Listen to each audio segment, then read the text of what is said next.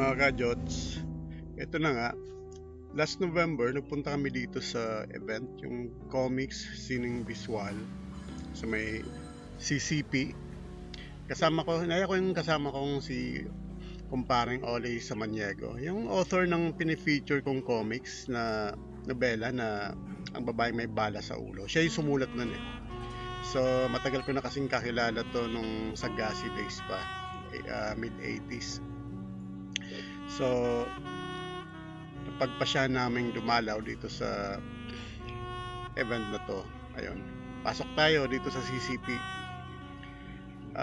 Actually nasa upper floor lang naman sa naka-feature yung sa mga walls yung mga comics history, comic samples, comics illustrations. So register muna tayo para at least nandun sa listahan na nagpunta, may patunay at may resibo. So ito yung CCP, nasa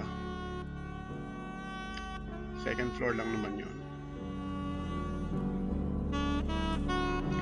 Ito naka-featured sa mga wall posts yung kasaysayan ng comics, kailan ito nag-umpisa.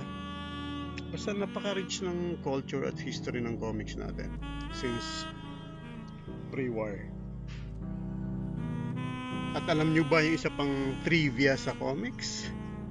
Well, siguro ang iba alam na to, pero ito na nga. Mamaya pag-usapan natin yan. Siyempre, pipirma muna tayo. Max, parang ano lang, may pansign lang.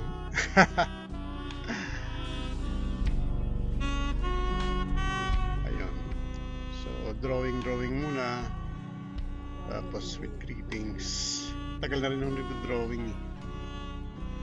Mas masarap na kasing magsulat kaysa mag-drawing. So, ayun na nga. Alam nyo ba sa history na dapat nauna pa yung Darna isulat bago yung Wonder Woman? Oo naman, kasi yung ayon sa history kay Mars Ravelo, na-reject kasi yung una niyang Darna ng ang tawag Varda. So nung na-reject yun, a year after lumabas yung Wonder Woman. So after Wonder Woman, ni-rewrite ni Mars Ravelo yung bargain niya, naging Darna. Doon pa lang na-aproban. So, in short, talagang marami tayong Pinoy na may advanced ideas at hindi tayo lahat nanggaya lang, masasabing nanggaya lang sa US comics. So, ito na nga. Pumasok namin sa loob at syempre, picture sa wall, sa mga nakapost na mga past illustrations. Ito yung mga sinaunang comics pero patok pa rin yung pagka-drawing. Masaya lang balikan yung mga memories ng panahon na usong-uso pa yung comics. Kasi dito kaya ako natutong maging makata, syempre. Natutong managalog, magsalita ng Pilipino. Siyempre, kasi Bisaya naman ako, waray So, sa comics ako natuto.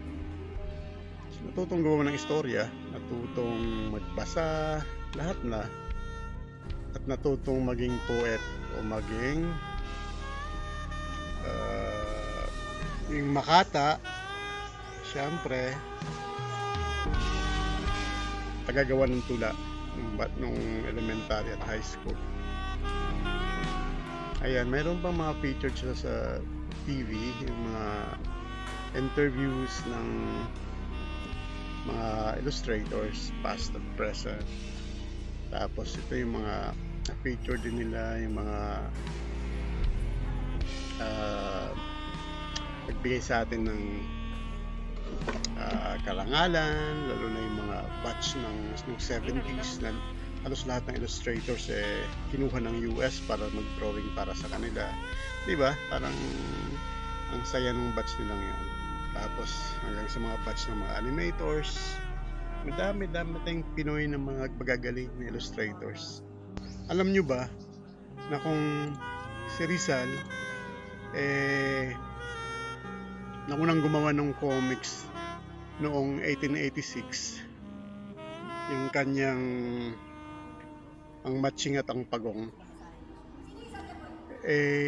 nung nasa Paris pa siya, France. Ang una namang Pinoy cartoons na lumabas noong 1907, ito yung Upa ng Kalabaw. It's a political satire. Siguro ng mga panahong yun, yung ginagawang jokes pa yung situation, social, political situation sa bansa. Tapos, kilala nyo naman siguro yung the greatest painter of our time, si Amorsolo. Ako nag-comics din yun, no? Nag-start siya ng comics, gumawa ng comics bago maging famous pintor.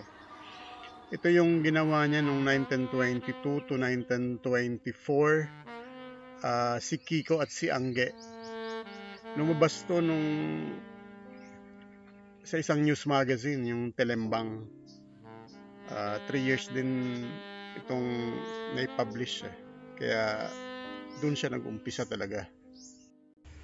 Napakarami pa nating trivia, mga kajots. Sa dami ubos yung 13 minutes natin. Pero yung mga importanteng trivia lang ang discuss natin. So, alam nyo bang noong 1922, lumabas naman ng Liwayway. At na-feature dito yung comics ni mga kwento ni Lola Basyang. Tapos, success naman yung Liwayway. So, nagkaroon ito ng Bisaya publication noong 1930. Tapos may Boholano version sila 1934, yung Hiligay noon at saka yung Bicol noon noong 1946. Noong 1929 naman, nailabas naman yung famous Kengkoy character ni Tony Velasquez, yung Ang Kabalbalan ni Kengkoy. Patok din to dati nung panahon yun. At saka yung term pala ng Tagalog para dun sa mga writers, illustrators, or any artist involved in comics creation, ang tawag pala sa atin o sa amin ay komikista, hindi komikeros. Kasi yung komikeros parang related na siya sa comedian meaning. Tapos, yung unang comics na word with letter K, hindi yung letter C na comics, nailabas o na-feature or nasabi sa isang issue ng comics magazine noong 1933. Kasi naglipanan na nun yung mga comic strips ng US. So, yun, nabanggit yung salitang comics na letter K, yung Pinoy term. At saka, yun na nga, yung unang comics na lumabas, yung true form ng comics. Ito yung Halakhak noong 1946. Matapos lang yung World War. Kaya depressed pa yung panahon yun yung mga tao, mga Pinoy. So, ito yung nagpapasaya sa kanila yung panahon yun. Halakhak Comics. Tapos, noong 1947, yun nga, lumabas yung unang superhero natin. Ang tawag sa kanya si Ipo-Ipo. Dapat kasi kung hindi na turn down ng Liwayway yung Barga ni Mars Ravelo noong 1939, yun sana ang unang superhero natin. Mas nauna pa dapat kay Wonder Woman. Kaso after 3 years pa bago na-approban yung Varga, tapos nire-write as Darna. Yun ang sumikat para sa nobela ni Mars Ravel. Diba? Nakaka-intriga yung kasaysayan ng comics natin. Dami pa sana akong kwento pero try kong i-summarize at saka yung mga importanteng pangyayari na lang ang ikwento natin. Okay? So, yun na nga, ang panahong sikat na sikat ang mga comics noong 1950s hanggang 70s. Naglipana na lahat yung comics na in true form at saka yung porn comics mayroon na rin pala noong 1950s, 60s. Kasi yun ang napakasikat na form of entertainment noon at napakamura. So, at panahong yun, mayroon pang subsidy ng government ang comics industry.